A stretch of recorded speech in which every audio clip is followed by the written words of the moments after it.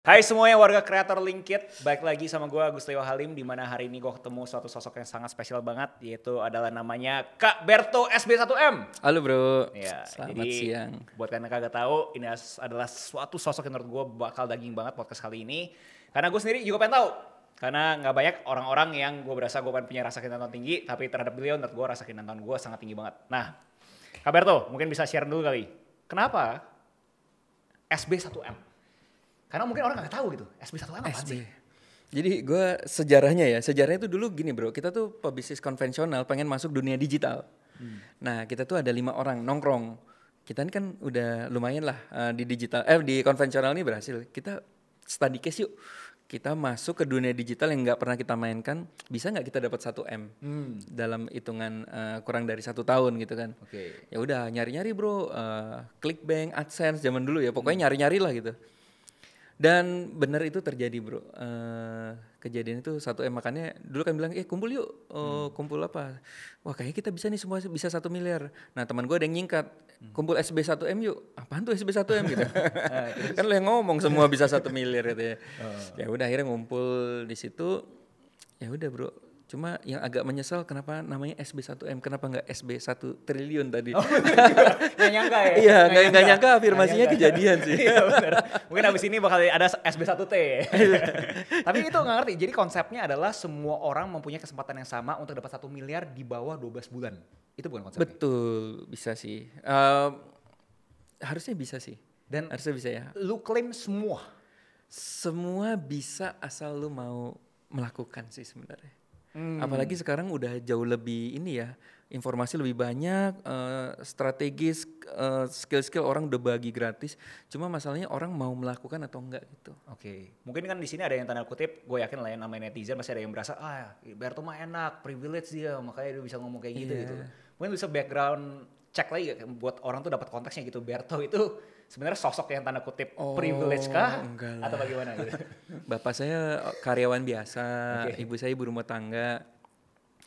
Justru yang membuat bokap gue jadi pengusaha adalah gue bro. Jadi gue tuh dulu gini, jadi ini lucu banget ya. Dulu gue pengen punya Nintendo, bokap gue nggak bisa beliin dan gue nangis di situ.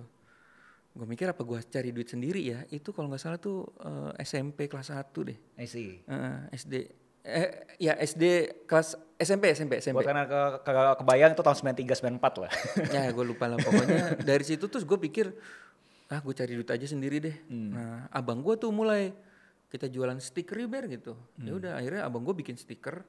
Dulu tuh ada sekolah gue kan Canisius tuh. Jadi kita bikin plesetan Can Easy Use gitu. Jadi kayak plesetan terus bikin logo-logo kecil kayak gitu. Terus udah ke Jogja cetak, modalnya 200 perak bro. Gue kan gak tahu cara jualan ya.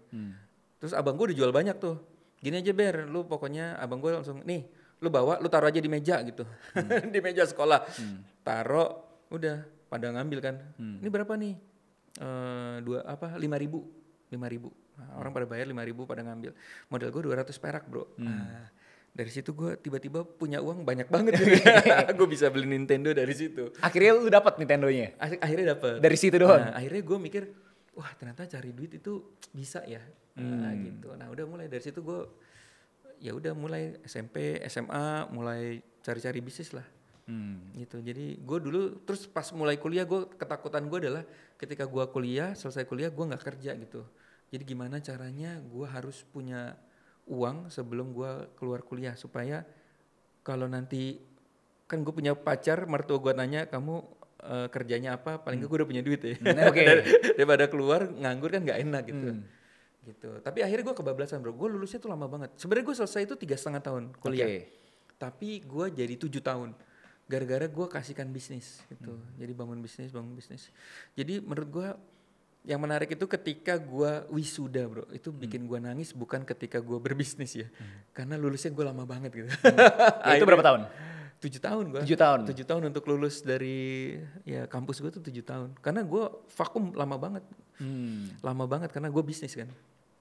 Gitu. Nah itu apa? Buat orang-orang di sini yang pengen tahu backgroundnya berarti tanda kutip backgroundnya adalah keluarga adalah keluarga karyawan. Ibu pun ibu rumah tangga pada umumnya. Iya betul. Jadi ketika gue punya uang, bokap gue memutuskan pensiun cepat. pas lu punya uang. Berarti ada komunikasi sama bokap dong ya? Iya. Oke. Jadi gue punya uang, bokap gue ngeliat kok uangnya lebih banyak dari gajiku katanya. Itu ada statement dari bokap kayak gitu? Iya, Oke. jadi ngambil pensiunan semua, kita bikin bisnis yang lebih gede lagi. Oke, bareng-bareng sama bokap. Iya, dari situlah. Jadi bokap gue jadi investor lah.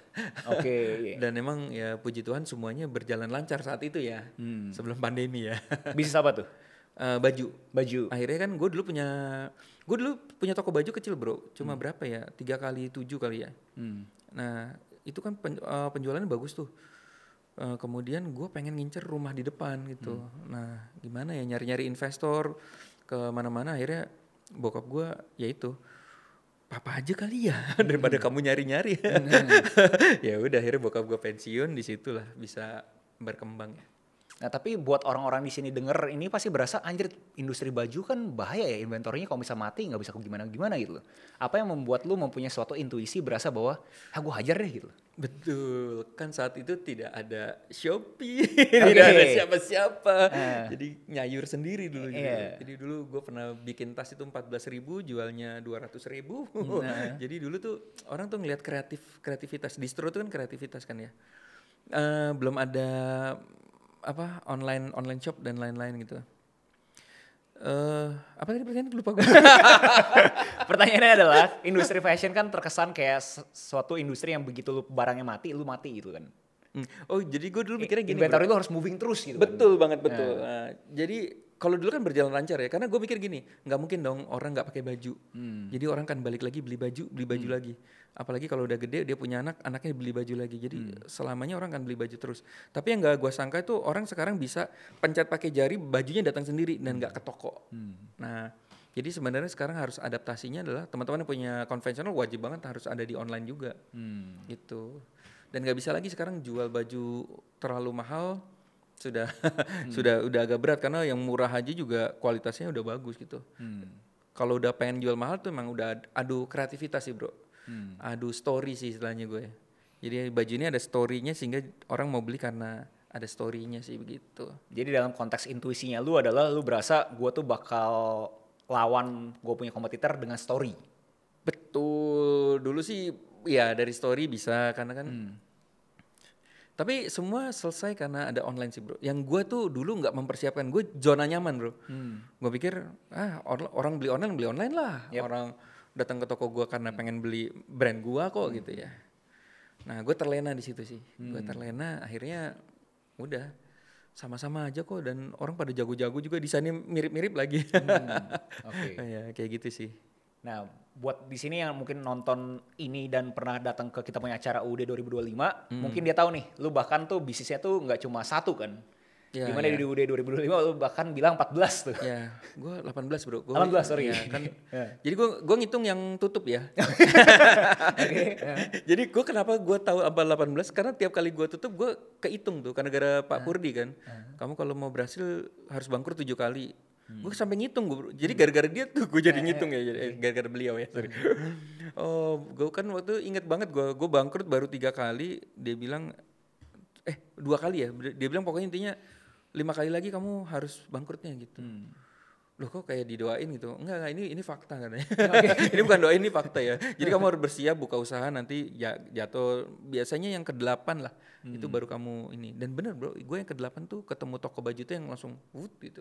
Yang sama bokap itu? Yang ke-8? Iya, yang ke-8 tuh bukan, bokap gue tuh yang ke-10. Yang ke-10, Karena ke-8 ke-9 gue udah punya toko baju. Nah bokap gue baru masuk ke yang ke-10 lah, kira-kira kayak gitulah. Chip in. Dan sekarang tuh masih berjalan semua? Sekarang itu pandemi akhirnya gue jujur sudah selesai. Karena gue tidak kembali lagi, kalau dulu kan bukan masalah passion ya. Karena kalau ada uangnya kejar terus. Gue itu sudah passion gue nggak di situ bro. Passion gue digital bro.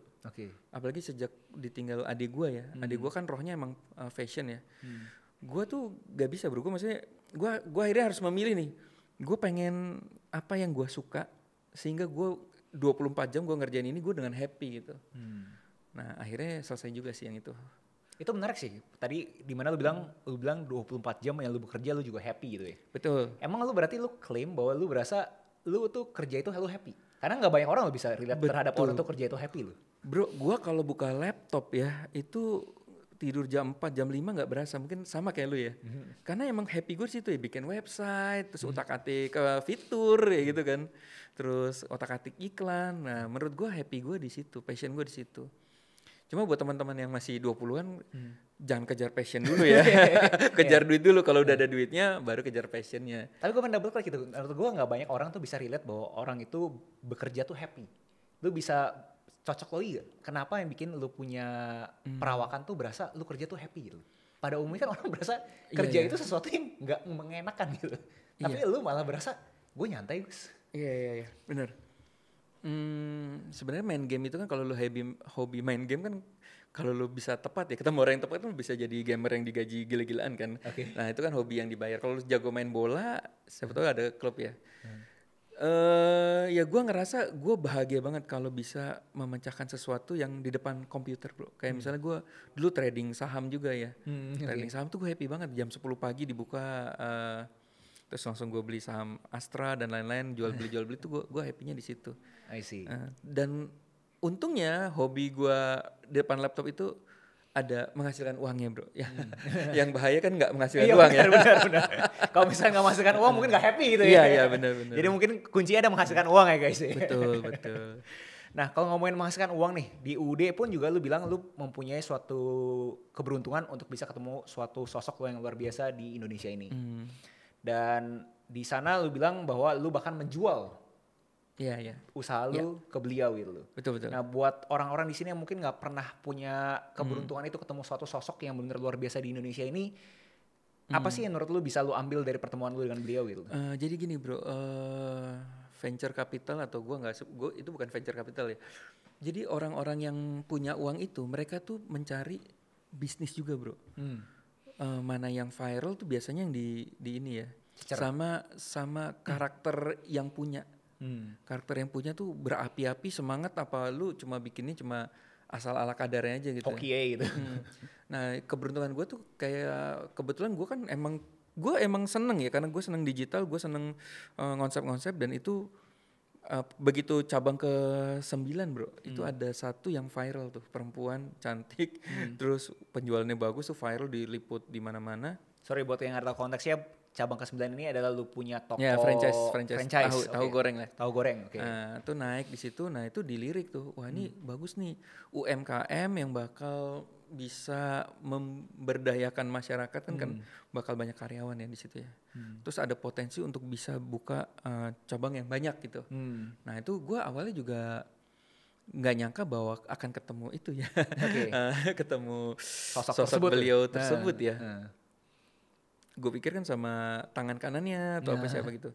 Terus waktu dikabarin Bapak mau ketemu Mas Berto gitu. Wah gila, gue langsung wow. Dia ngomongnya pasti Bapak AS gitu ya. Bapak AS ya. Bapak AS. Ya udah, gue dipikirin gue kan, wah ini orang kaya banget, uangnya gak ada habisnya. Gue cuma penasaran gini bro, ini kalau gue ketemu orang terkaya di Indonesia tuh cara ngomongnya gimana sih, makannya apa sih gitu ya. Kan kita harus belajar ya supaya mirroring ya. Dan yang ini bro, yang gua terkesan banget, dia orangnya tenang banget sih. Tenang. Lu tahu dong kalau punya bisnis banyak pasti masalah banyak kan. Harusnya lebih kecenderungan dia sering cemas harusnya. Oh ya pokoknya pasti ruwet deh. Tapi dia bisa setenang itu. Nah itu yang gue belajar ya. Jadi walaupun banyak masalah, kayaknya cara dia ngerespon itu keren banget sih. Dia tenang, halo Pak Berto, salam kenal ya Pak. Luar biasa ya, salam kenal dia. Iya Pak. Nah cuma gue udah diingetin sih, dia gak butuh strategi lu, dia cuma butuh lu bisa buka cabang berapa gitu. Dia pengen lihat karakter lu aja gitu, semangat lu aja. Ya udah gue cuma ngomong 5 menit bro gue. Ini gue bilang ini bisa memberdayakan banyak karyawan orang Indonesia, UMKM kita bakal naik maju. Dan gue bisa, dan saya sanggup bisa 200 cabang nih dalam beberapa bulan. Udah langsung tembak, 700 bisa nggak? Bisa. Padahal gue nggak tahu bisa atau enggak tuh. Setelah pulang baru pusing gue, gimana caranya ya? Gitu sih bro, itu berkesan banget sih. 5 menit yang berkesan sih.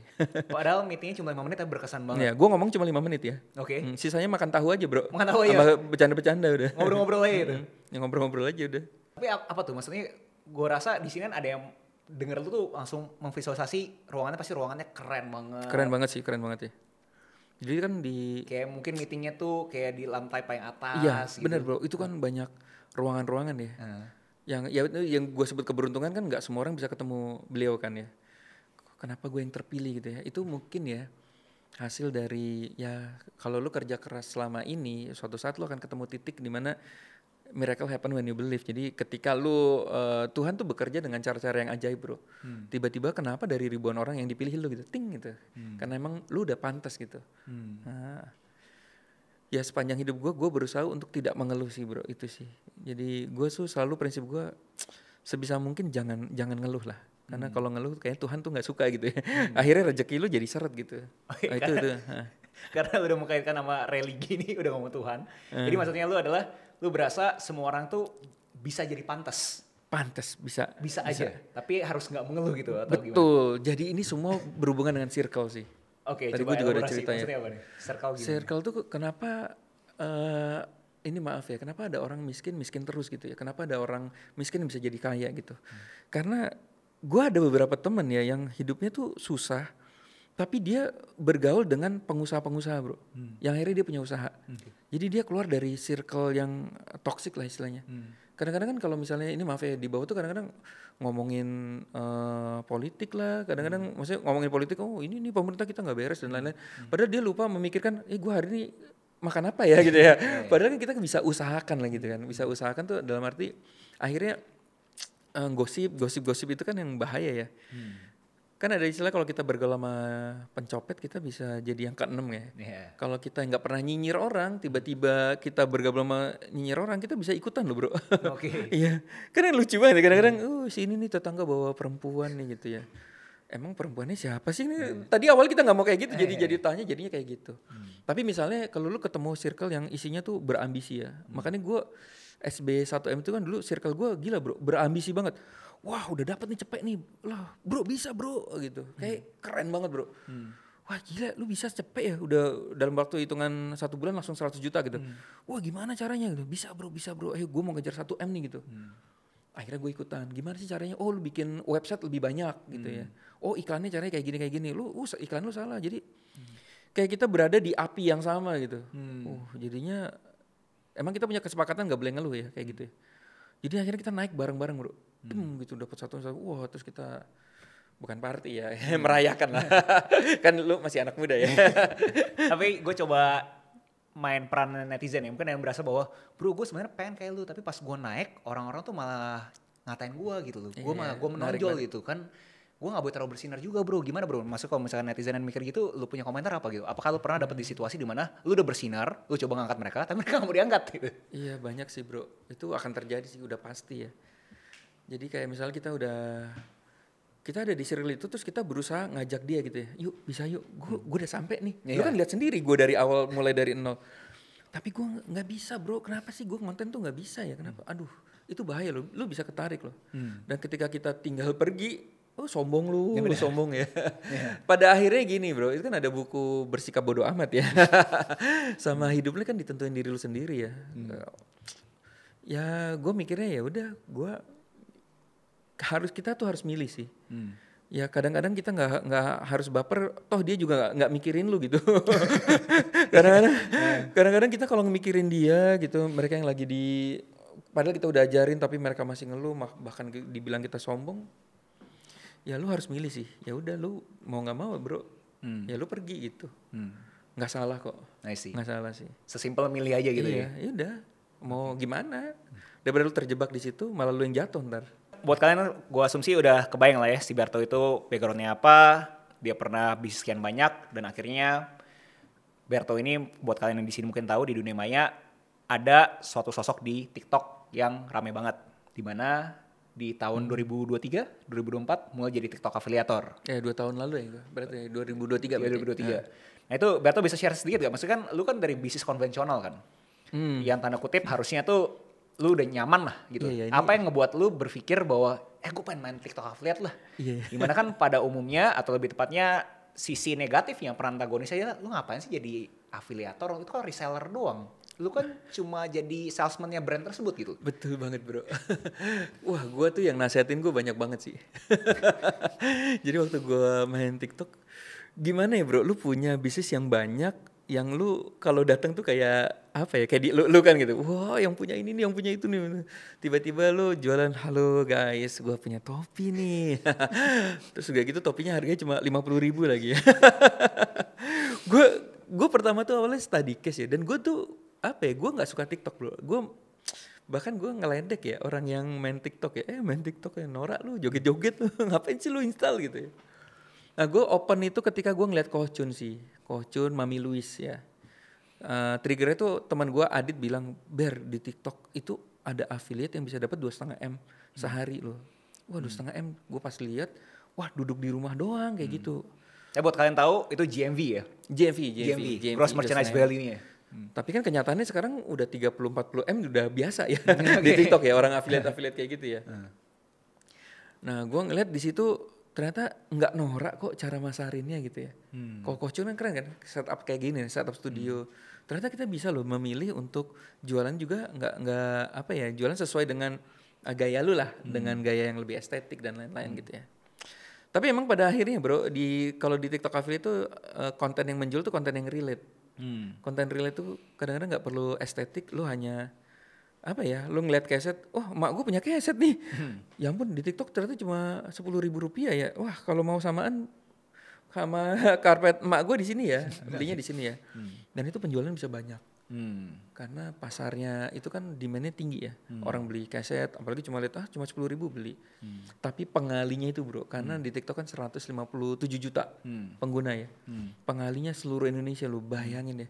Gue kalau buat jualan baju ya, itu kan harus ngundang orang ya. Lu datang dong ke toko gue, beli di sini. Nggak bisa kan waktu itu, nggak bisa beli dikirim ke rumah kan nggak bisa ya. Tapi di TikTok kan lu lihat keset, mau nggak? Lu belinya di sini. Orang bisa lagi sambil tiduran dia beli bro. Kali berapa juta orang itu. Wah ngeri sih. Ngeri sih itu. TikTok affiliate itu ngeri sih. Jadi yang bikin lu akhirnya berani dari dunia konvensional ke TikTok affiliate, ngomong apa adanya, duit berarti kasarnya. Betul. Gue ngelihat gini ya, ini bukan map ya. Gue ngobrol sama Hendra Setio itu kan orang pebisnis juga. Dia selalu bilang bisnis TikTok tuh bisnis paling mudah sedunia loh kata dia. Cuma orang nggak orang nggak mau melakukan. Padahal duitnya banyak. Nah biasanya tuh orang tuh pengen, kalau orang udah di atas dia gengsi untuk turun ke bawah. Nah ini sebenarnya jadi peluang kita nih ngeliat, wah ini sederhana dan bisa kita lakukan. Dan ini kan terlalu sederhana bro. Bayangin ya, wah aku baru dibeliin jaket flanelnya sama emak gue nih gitu. Hadiah ulang tahun. Ternyata harganya gue kira 300.000, ternyata cuma 50.000 loh. Yang mau samaan belinya di sini ya. Nah kadang orang nggak kayak gitu aja. Gimana ya, biasa meeting masa gue begitu sih gitu ya. Terkesan cringe kan. Iya, cringe-an ya. Turun level gitu turun kan. level gitu ya. Kalau gue emang dari dulu kan emang grassroots pernah, ke atas pernah. Gue mikirnya gue happy kok jalanin itu. Toh cuma konten sebentar, wah ternyata cuma 50.000 ya. Dan ternyata uangnya gila juga sih. Gue gak kebayang sih bro, uangnya bisa segitu dengan cara yang sangat sederhana ya. Tuh. Cerita sukses yang bisa lu share berapa? Sehari ada paling ekstrim berapa? Gue sih baru GMV gue baru 200 juta sehari ya, yang tertinggi ya. Tapi teman-teman gue udah 700 juta sehari gitu ya. Yang menarik sih ini sih, ibu rumah tangga itu sih bu, adalah chat gue kan, Mas Berto, thank you ya mas. Gara-gara Mas Berto nih, aku sekarang konten lebih banyak. Sekarang bikin 17 konten. Itu dia sebulan ya, komisi bersihnya itu 300 juta bro. Jadi 3 M-an. Kerjanya itu dari rumah bro. Dia lagi ganti spray. Bunda, aku lagi ganti spray nih bun. Nah, spraynya bagus loh bun. Oh, ternyata harganya nggak mahal bun. Bisa beli di sini kalau mau samaan. Jadi dia dari pagi sampai malam, apapun yang dia lagi kerjakan, lagi jemur baju ya dia jualan jemurannya. Lagi mau ganti popok bayinya dia. Oh, ini aku pakai popok yang ini lah, kayak gitu. Jadi sesederhana itu. untuk dapat 300 juta sebulan ya. Nah gue kan orang franchise ya bro. Tapi konteksnya itu ibunya bener ibu rumah tangga doang atau Ibu rumah tangga? punya background nih? Enggak. Bukan orang kan berasa, ini ibu rumah tangganya bohong nih, pasti ibu rumah tangganya punya Bukan. background korporat nih. Bukan settingan, bukan. Oke. Bener-bener ibu rumah tangga yang dia cuma, jadi dia udah belajar TikTok kemana-mana. Omsetnya segitu-segitu aja. Dia cuma ngambil di gue brutalnya bro. Kan gue selalu bilang bikin 5 konten ya. Karena 5 konten aja belum ada hasilnya, belum tentu ada hasilnya, gimana satu gitu. Mas gue bikin 17 setiap hari. Loh 17 itu bikinnya cuma 1 menit kan. Cuma 1 menit kan kali 17 menit. 17 kali 17 menit sebenarnya. 17 menit Sama kerja. mungkin udah gitu dia gak ngedit lagi bro. Jadi cuma one take, gak ngedit langsung upload. Praktis dia kerja paling cuma 2 jam kali ya. Iya gila 300 juta sebulan bro. Nah karena gue orang franchise di kepala gue bro. Satu akun 300 juta. Kalau punya 10 akun kan 3M juga nih sebulan nih. Wah kerjanya di rumah lagi. Ya udah tinggal gue jual apa ya. Nah itu. Nah gue sekarang lagi menuju ke sana bro. Jadi gue lagi ngebangun akun. Yang ini nanti jualan toples, yang ini jualan apa. Gitu. Itu sih bro. Dan itu gue happy melakukannya. Gimana gak happy bro, orang cuma 1 menit. Buat gue ya, tapi ya uniknya tuh lu kan udah main di dunia affiliate ini, lu udah coba bisa masukkan 300 juta juga sebulan gitu ya? Atau itu tadi studi kasusnya lu yang ibu-ibu Itu studi case ya. Case. Gue beberapa akun sampai segitu, nah kan. Tapi lu akhirnya malah merambak ke dunia edukasi menurut gue. Lu mengajarkan ke orang. Iya. Dimana kan itu menurut gue ada suatu niche di Indonesia yang tanda kutip lu nyari mati kasarnya. Karena yang nyinyir bakal banyak. Oh, iya. Karena jualan edukasi itu buat industri yang informal adalah sesuatu yang tanda kutip negatif. Kenapa lu gak bisa gratisin aja bos gitu. Nah apa tuh yang bikin lu shifting Bertos SB1M yang sudah punya studi kasus gitu banyak dan akhirnya bisa sukses di sana, lu mau masuk ke industri edukasi? Jadi awalnya tuh gue nggak ada niat untuk edukasi bro. Gue selalu bikin study case. Jadi di mana-mana gue selalu bikin study case. Dan itu gue selalu ceritain ya. Misalnya di YouTube itu gue cerita ya, halo guys, gue lagi bangun ini nih franchise tahu. Bisa nggak ya sampai 10 cabang? Nah gue YouTubein bro kayak gitu. Jadi dan di TikTok kan kayak gitu. Gue baru mulai TikTok nih, wah udah dapat komisi 4.000 rupiah gitu kan. Gue mau coba ya hari ini gue mau coba bikin 3 konten, kita lihat sebulan jadi berapa gitu. Nah gue selalu bikin gitu bro. Nah dari situ mungkin banyak orang yang mulai ngikutin gue. Oh gila nih orang dari 0 sekarang udah segitu gitu ya. Ada orang yang ngikutin. Nah dari situ lah banyak orang nanya, mas bikin kelas dong. Terjadilah demand kan. Demand and supply. Gue mikirnya gini, gue gak mau bikin kelas karena ribet. Nah gue akhirnya ini bro, gue akhirnya memilih untuk study case gue, catatan harian gue ceritain dalam bentuk digital. Jadi gue nggak mau tanya jawab, tapi lu bisa ngikutin nih gue hari ini lagi ngapain sih, gue lagi jualan apa, lagi bikin konten apa, hari ini yang lagi naik apa, yang lagi nggak laku apa, hari ini gue lagi nongkrong sama teman gue, dapat insight apa, gue ceritain ke lu dalam bentuk cerita digital, yang itu harian. Nah awalnya tuh kan gratis bro, awalnya tuh gratis. Bentuknya di mana tuh? Bentuknya tuh gue pakai LinkedIn. Oke. Pakai LinkedIn. Gue demen LinkedIn serius ya. Gue udah pakai banyak platform bro. LinkedIn ini dibukanya cepet, sama emailnya itu dari LinkedIn sih. Yeah. Karena ada beberapa platform kan emailnya itu bukan dari LinkedIn, harus dari email kita yang biasa masuk ke spam. Yeah. Dan LinkedIn itu menurut gue keren sih. Masuknya nggak spam lah gitu ya. Ini bener nggak di script ya guys? Nggak di script ya benar. Ini nggak ada apa-apa nih di sini. Bener. Script. Ya jadi lu udah bikin LinkedIn-nya, abis itu lu coba taruh di suatu apa tuh, PDF kah? Google Docs kah? Gue menceritakan di Telegram karena kalau di WA kan berat. Oke. Telegram. Nah, gue berharap di LinkedIn ini nanti ada kayak semacam Telegramnya kayak gitu yang buat. Oke, langsung request fitur dia. Request juga. Jadi orang nggak usah keluar kemana-mana gitu. Lu taruh di Telegramnya lu. Padahal itu pertama lu gratisin. Iya, karena gini bro. Ternyata gratis itu juga nggak bagus juga. Elaborasi, karena orang-orang pasti berasa nggak make sense bro. Justru gue mau yang gratis dong. Kenapa lu bilang bisa gratis itu nggak bagus? Gratis itu jadinya orang jadi, gue yang ngelihat mentalnya jadi gratisan bro. Ilmu gratis nggak ada apa ya istilahnya, digratisin tuh kayak nggak ada nilainya, gratis ini gitu. Jadi dia nggak mau mulai.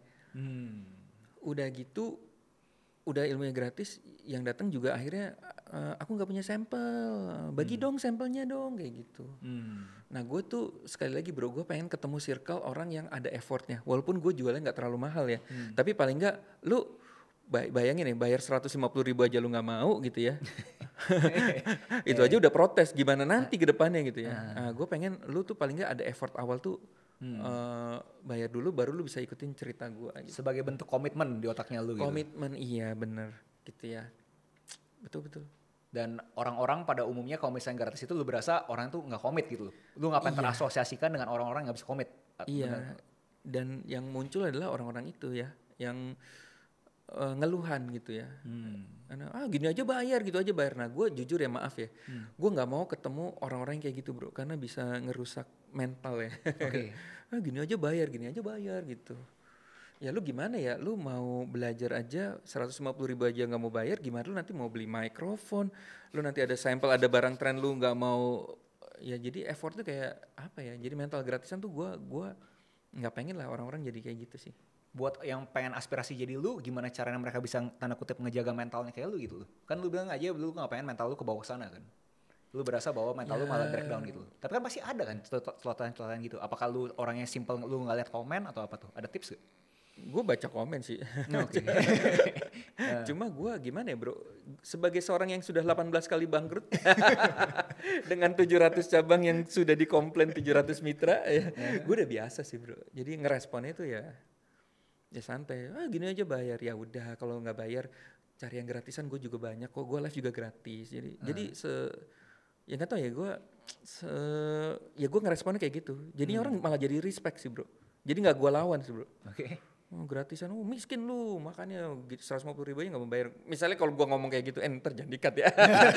bisa lu gas sebenarnya kan? Bisa gue gas, bisa gue gas. Tapi lu karena tahu si sosok orang terkaya di Indonesia itu nyantai aja. Iya betul. Itu lu coba bawa atau gimana tuh? Salah satu coba inspirasi elaborasi. Gue jadi cara ngerespon tuh harus emang tenang gitu. Kayak gitu lah. Orang nyinyirin gitu kan, kayak Mas Berto lu jual udah. Terus lu jawabnya? Gue sih gini ya, untungnya yang gue jual itu kan adalah sesuatu yang gue kerjakan bro setiap hari. Jadi study case. Jadi untuk jual udah sih enggak sih ya. Jadi gue bener-bener jual kalau lu jual pengalaman gue lah, dan lu bisa dapat tiap hari ya. Link id.sb1n.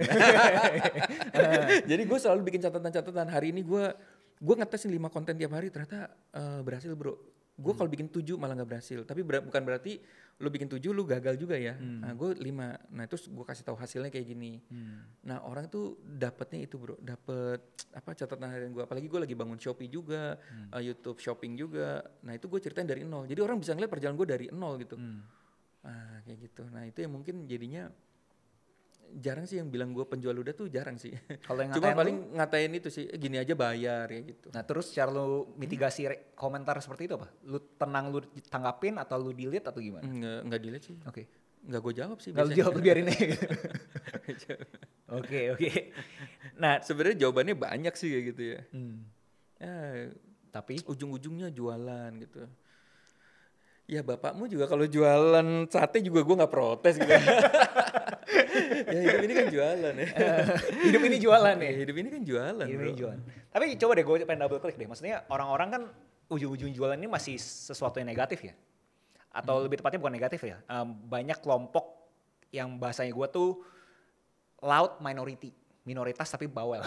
Oh gitu ya. Dimana mereka itu berasa ya ujung-ujungnya jualan nih, gak bener nih gitu kan. Nah lu gimana tuh respon? Mungkin di sini ada yang pengen kayak lu Berto, tapi berasa takut ya untuk jualan gitu ya. loh, karena loud minority-nya, minoritasnya tuh bacot gitu. Iya benar.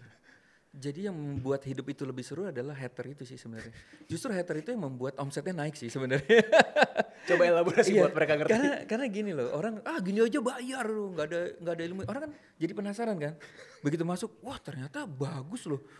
Jadi orang jadi bayar untuk tahu gitu ya. Kalau gini sih bro, anak gue ngeles nyanyi loh bro, bayarnya itu jutaan loh bro tiap bulan. Oke. Gue bilang ngapain ngeles nyanyi? Nyanyi kan lu bisa nonton YouTube, lu nyanyi aja sendiri kan, itu ada guru-guru yang ngajarin. Ngapain ngeles nyanyi gitu ya? Tapi anak gue mau, aku seneng papi diajarin sama kakak ini gitu ya. Lu kebayang ya les nyanyi aja, dan itu ternyata gini bro, dan selalu ada demand ya, selalu ada orang. Ya bahasa Inggris kan kita bisa belajar dari YouTube gratisan banyak gitu kan. Kenapa ada sekolah-sekolah les IF dan lain-lain kan, karena orang emang gue ngapain gue nyari gratisan, gue pengen dipandu lah, atau gue pengen lihat pengalaman orang gitu, Interaksi manusia. interaksinya. Tapi kalau gue kan gue lebih ke satu arah storybook ya, gue lebih ke gue memberi value-nya tuh ini catatan harian yang benar-benar gue lakukan setiap hari, kayak gitu. Tapi gue nggak ada tanya jawab ya, karena gue itu fokusnya jualan. Maksudnya gue affiliate loh, gue bukan edukasi gitu. Buat orang-orang yang udah pengen, oke Berto, gue udah akuisisi mentalnya Berto nih. Tipsnya gimana bro? Lu jangan cuma ngomong doang, kasih gue tips singkat dong yang benar-benar kita ngomong fundamentalnya deh gitu loh. Kayak gimana caranya gue bisa juga jualan digital produk kayak Berto SB1M. Betul. Jujur ya gue pernah bikin kelas bro, dan itu 2 arah. Itu kalau lu bikin kelas 2 arah, lu emang harus effort lu di situ harus siap ya, karena lu menyatakan diri ada bimbingan gitu. Nah gue udah pernah ada di situ, dan gue istilahnya gue nggak mau di situ lagi, tapi gue memberikan value itu gue satu arah, tapi gue berikan catatan itu setiap hari. Apa tadi pertanyaannya? Tips singkatnya kayak buat orang-orang yang di sini udah pengen mengakuisisi mentalnya Berto SB1M, gimana cara jualan digital produknya nih? Oh iya. Menurut gue gini ya. Fundamentalnya deh gitu. Fundamentalnya orang itu kalau menurut gue ya, orang beli karena elu sih. Karena elunya ya. Jadi orang beli karena pengalaman lu, karena skill lu, dia beli. Kalau misalnya ada yang nggak suka ya itu perjalanan bro. Itu bagian dari jualan kita ya. Gue kadang-kadang mikir juga ya, gue beli Kentucky Fried Chicken dijualin CD-nya Agnes Monica ya. Kadang-kadang gini, Kak mau CD-nya Agnes? Enggak mau. CD-nya Tulus mau? Enggak mau. Gue mau makan ayam doang. Bro, maksudnya ini kan sekelas Kentucky Fried Chicken aja sudah dipola seperti itu ya. Dan mereka tuh nggak peduli ya dengan yang nyinyir, Kentucky Fried Chicken buntutnya jualan CD. Enggak, mereka nggak peduli bro. Karena mereka tahu ada demand-nya, ada orang yang emang butuh gitu untuk CD-nya dan lain-lain kayak gitu sih. Jadi menurut gue kalau emang lu punya value dan lu emang bisa ya bikin video-video yang membimbing kayak gitu ya lanjut aja sih. Jadi kalau gue nangkep tuh fundamentalnya dari produknya gitu ya. Betul. As long lu bervalue, produknya itu bakal speak for itself. Di konteksnya lu di Kentucky Fried Chicken ya karena produknya enak banget. Iya betul. Orang mau jualan CD pun gak apa-apa gitu ya. Betul. Karena Kentucky Fried Chicken ya lu berarti benar jual ya karena elunya sih, karena value produknya juga. Oke. Bro, ngomong apa adanya. Lu di sini karena kita kemarin UD 2025 kan gue udah serahkan plakatnya ke lu udah mencapai pencapaian yang pencapaian yang luar biasa. Di ujung ini ya sebelum pertanyaan terakhir gue pengen minta testimoni candidnya lu. Kenapa link itu bro? Ngomong apa adanya. Karena kita ngobrol apa adanya lah. Dimana platform alternatif kan banyak ya. Betul. Dan ini by the way gue on the record ya, maksudnya gue udah sering ngomong ini tapi gue mau berkali-kali untuk orang tuh ngerti. Gue berasa mereka bukan kompetitor, gue berasa mereka alternatif. Gue pengen kita sama-sama naikin industri produk digitalnya gitu. Nah di konteksnya lu kan alternatif ini gini banyak, kenapa LinkedIn bro? Dan bener bro, gue udah coba berbagai platform bro. Oke. Jadi yang pertama LinkedIn itu dibukanya cepet banget, itu yang pertama. Terus yang kedua itu adalah gue yang paling suka itu balas email otomatisnya itu langsung dari LinkedIn sih. Karena banyak platform yang lu harus pakai domain lu sendiri, yang dimana itu malah jatuhnya malah suka masuknya nggak kemana, masuknya malah nggak masuk bro.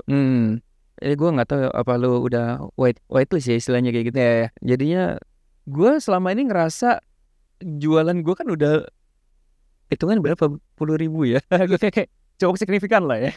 Dan yang komplain kok belum dapet emailnya, enggak ada sih.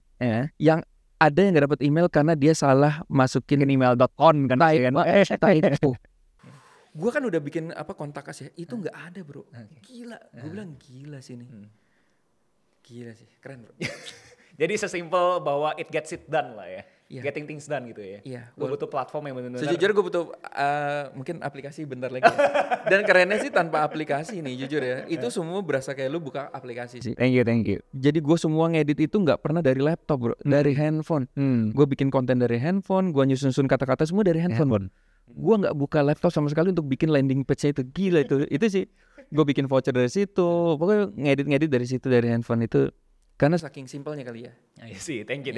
Sekali lagi ini gak scripted guys. Nggak scripted. Di penghujung terakhir gue sih pengen minta lu coba kasih empati ke mereka. Dimana mungkin di sini kan ada orang pengen ikut masuk ke produk digital nih, industri ini. Tapi terkesan per hari ini masih terkesan sangat hijau banget, jadi banyak banget yang nyinyirin. Bahkan yang praktisi aja jadi takut ke sini. Nah lu ada gak 1-2 kata atau bahkan paragraf untuk ngajak orang juga, ini pro digital nih, it's okay guys, ini industri tersendiri gitu. Iya bener. Gue bahkan gini ya, setiap ada orang yang berhasil di TikTok, gue minta mereka untuk bikin storybook juga. Buat orang kagak tahu, storybook adalah? Storybook itu kayak produk digital yang lu menceritakan pengalaman lu dalam bentuk digital gitu. Nah seperti itu yang dijual gitu, yang dijual. Basically kan berarti buat yang kagak tahu, storybook itu adalah lu punya pengalaman yang dituangkan jadi tulisan. Betul digital dan dijual lewat platform. Dan lu klaim semua orang yang sukses di TikTok, lu push untuk bikin storybook tersebut. Karena gini bro, itu bakal menginspirasi banyak orang lagi.